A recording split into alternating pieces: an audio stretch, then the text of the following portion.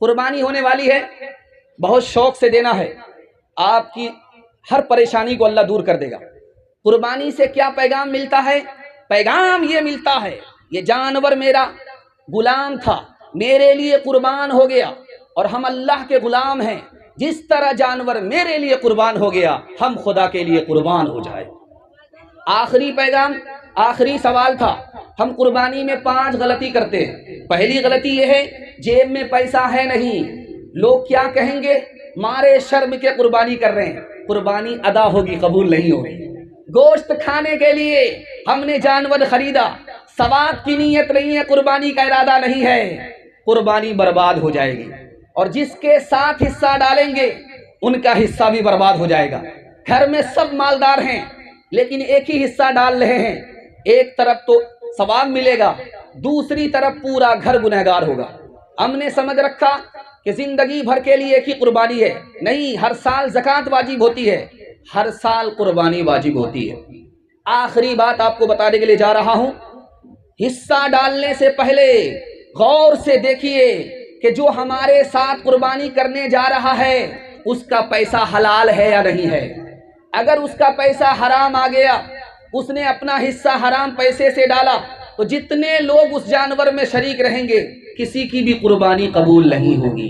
जैसे गिलास है, गिलास में, इस बोतल में पानी भरा हुआ है और एक कतरा अगर इसमें पेशाब का आ जाए, ये पूरा बोतल नापाक हो जाएगा।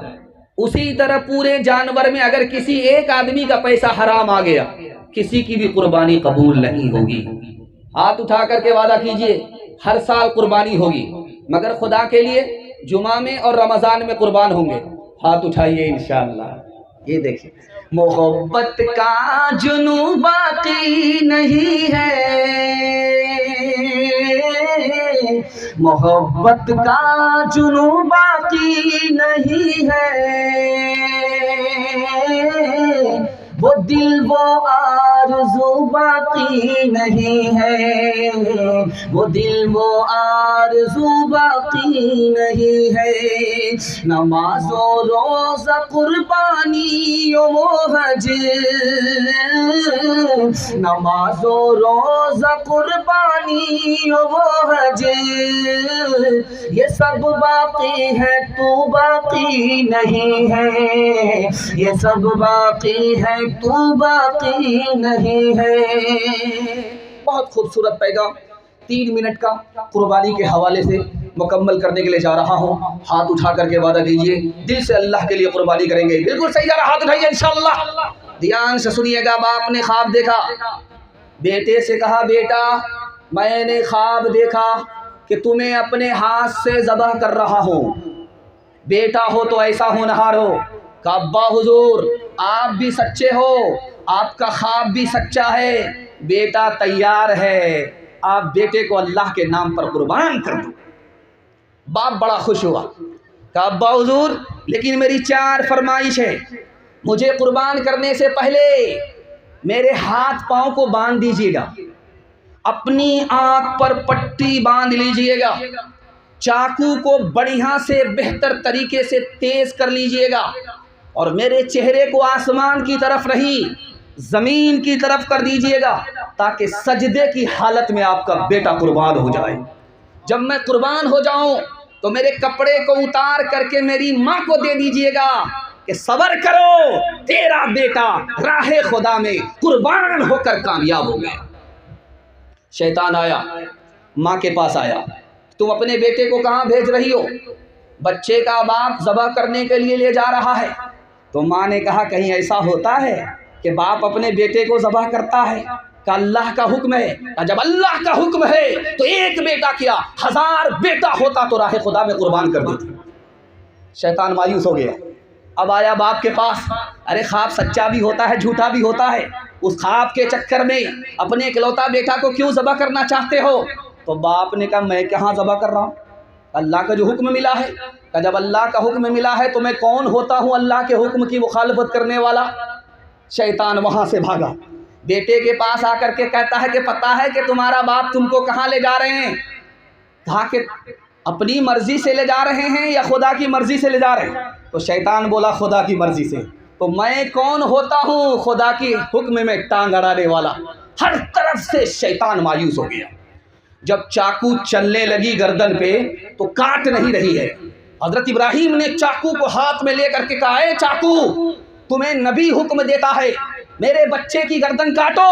तो चाकू की तरफ से जवाब आया, मुझे खुदा हुक्म देता है कि इस्माइल की गर्दन कट नहीं सकती।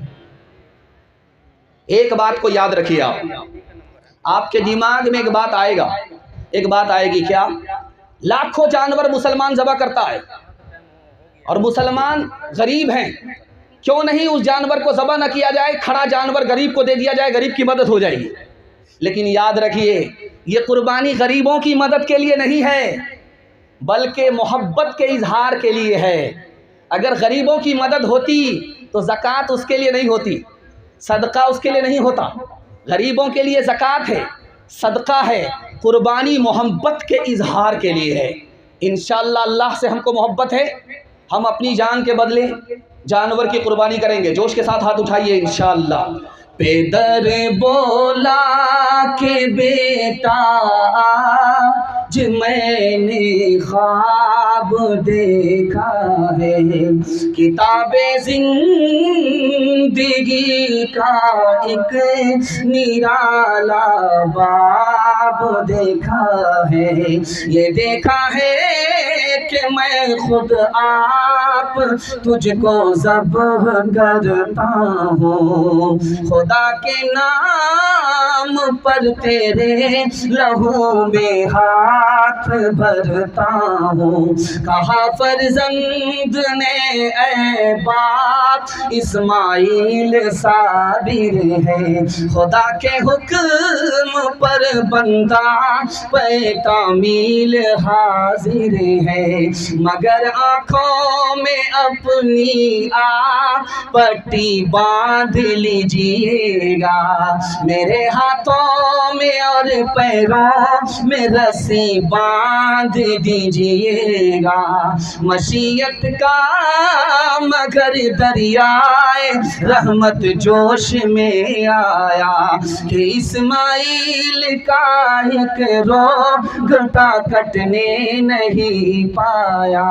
ये तात और कुर्बानी हुई मंजूर यज़दानी के जन्नत से ये भेड़ा आ गया है बहरे कुर्बानी। खुदा की मेहरबानी, मेरे 3 मिनट का पैगाम आपसे वादा लेना चाहता हूँ। मस्जिद में जनाजे की नमाज होगी, हाथ उठाइए इंशाअल्लाह। खैर, मैं आपको जगह पकड़ा करके छोड़ूंगा, जितना मेरे पास टाइम है आपको मैं जगह पकड़ा करके छोड़ूंगा।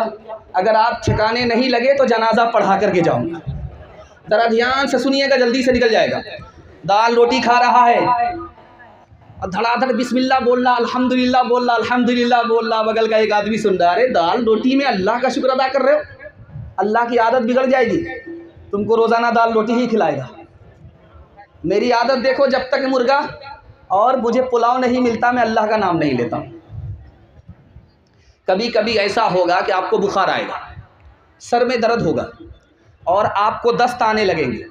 इसमें भी अल्लाह का शुक्र अदा करना है कि मेरे खुदा दस्त आ रहा है, सर में दर्द है, लेकिन आँख तो सलामत है, देख तो रहा हूँ दुनिया को, दिमाग तो महफूज है।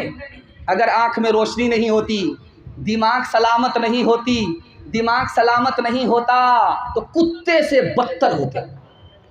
एक बात को राज की सुनिए, आप किसी से गिलास मांगिए आपको सिर्फ गिलास देगा, लेकिन किसी से पानी मांगिए खुद ब खुद गिलास आपको दे देगा। क्या मतलब हुआ? इस राज को बहुत ध्यान से सुनिए आप। गिलास आपने मांगा, वो आपको पानी नहीं देगा, खाली गिलास देगा। लेकिन आपने जैसे ही पानी मांगा, गिलास खुद ब खुद आपके पास आ जाएगा। क्या मतलब हुआ? गिलास जरिया है, पानी मकसद है। मकसद को जब आदमी मांगता है तो जरिया खुद ब खुद बन जाता है, और मकसद दीन है। अगर आप अल्लाह से दीन मांगेंगे तो दुनिया आपके कदमों में अल्लाह डाल देगा। दूसरी बात याद रखिए बहुत ध्यान से, ये बगल में आदमी बैठा हुआ है, मुझे इससे काम लेना है, इनको पैसा का लालच देना पड़ेगा तब मेरा काम करेगा। या अपने पावर का इस्तेमाल करना होगा, धमकी देनी पड़ेगी तब काम होगा, या रो करके गिड़गिड़ा करके आजिज़ी से माफ़ी मांग करके काम निकालना होगा। अल्लाह से रुपया के बलबूते आप काम नहीं निकाल सकते, उसको तो आपसे ज़्यादा पैसा है। अल्लाह को आप धमकी नहीं देते, आपसे ज़्यादा पावरफुल है। अल्लाह को लालच नहीं दे सकते, अल्लाह को धमकी नहीं दे सकते। अल्लाह के आगे झुक जाइए, वो आपको हर मुश्किल में उठा लेगा। आखिरी बात सुनिए, सबसे पहला काम दुआ तावीज़ कराने से पहले सबसे पहला काम डॉक्टर से मिलिए और दुआ कीजिए। उसके बाद अगर मसला हल ना हो तब तावीज़ का सहारा लेना। एक साहब आए दौड़े दौड़े, कहा हजरत तावीज़ दे दो। तो मैं दुआ कर दूंगा। कहने आपको तावीज़ देना पड़ेगा। मैं दुआ कर दूंगा। कहने आपको तावीज़ देना पड़ेगा। तो हजरत ने कहा कि अल्लाह ने मुझे सोनार बनाया था, लोगों ने लोहार बना दिया। मैं तो आया था लोगों को दुआ दे करके उसका मुकद्दर चमकाने के लिए, लेकिन लोग मुझसे तावीज़ मांग रहे हैं। जैसे सोनार के पास कोई आए कि ज़रा कचिया बना दीजिए, ज़रा पसनी बना दीजिए, तो उस सोनार की नाकदरी है। वही हाल आज आलिमों का है।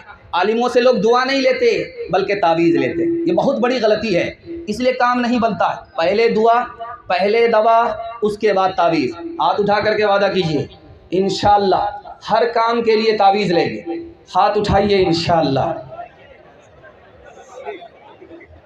है गौसो कुतुब सब गुलाम उस खुदा के, नबी या वली हो उसी से है लेते। है गौसो कुतुब सब गुलाम उस खुदा के, नबी या वली हो उसी से है लेते।